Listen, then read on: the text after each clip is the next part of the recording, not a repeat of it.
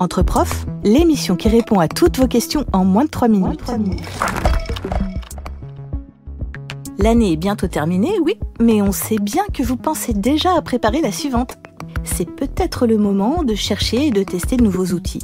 Quels sont les outils numériques que je peux utiliser pour me simplifier la vie ? C'est la question posée par Entre profs à Julien Richard, professeur des écoles en CM1, CM2.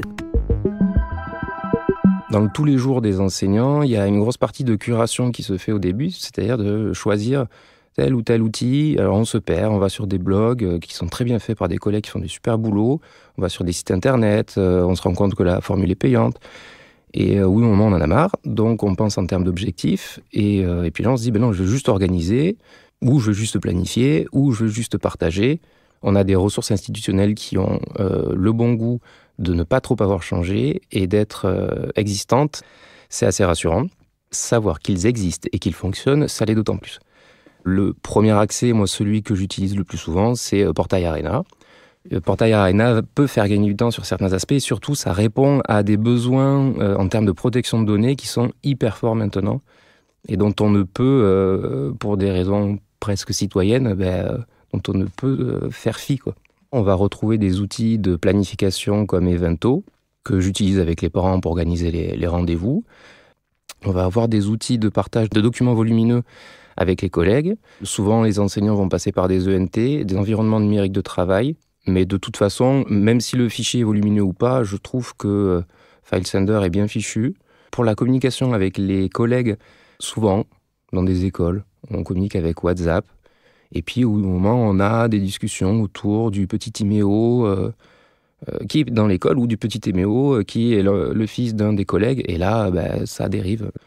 Chap, il y a ce côté institutionnel où on est plus attentif à rester dans le cadre de ce qu'on se dit à l'école. Donc là, je trouve ça plutôt bien. Le plus intéressant pour moi et le moins bien connu, c'est le livret de parcours inclusif qui permet de faire un suivi de l'accompagnement des élèves ayant des besoins éducatifs particuliers et on peut cocher très facilement les aménagements dessus et puis on peut faire le lien avec les collègues d'une année sur l'autre sans avoir à faire trimballer tout un dossier papier qui peut se perdre. On coche des cases, on priorise les cases qu'on veut cocher, on peut rajouter des choses et puis toutes les données sont protégées. Alors le livret de parcours inclusif, on va le retrouver dans la catégorie autre de Portail Arena, donc tout en bas, dans la dernière des catégories. Alors n'hésitez pas à y aller parce que c'est vraiment très très bien fait.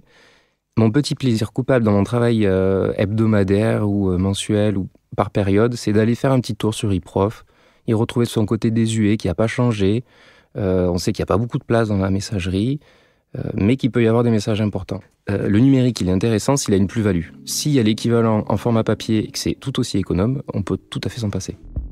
Entre profs, c'est déjà fini. On espère que ça vous a plu. Vous avez envie que ça continue ? Vous aussi, vous voulez nous soumettre une question ? Contactez-nous grâce au lien qui se trouve dans le descriptif de l'épisode. Et retrouvez tous les épisodes extra classe sur vos plateformes de podcast préférées. Une production Réseau Canopé 2025. Extra classe.